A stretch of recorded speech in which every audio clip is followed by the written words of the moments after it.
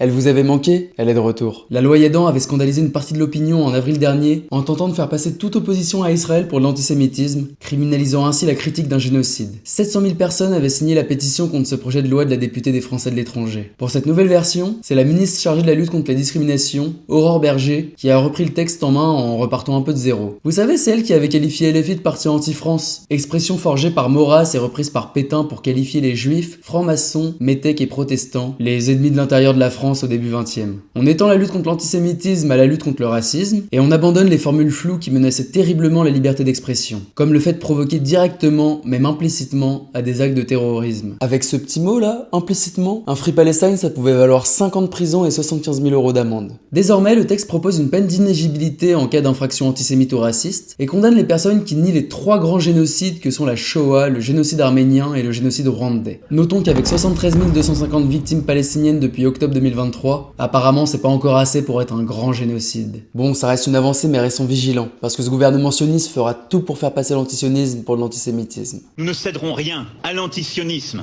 car il est la forme réinventée de l'antisémitisme.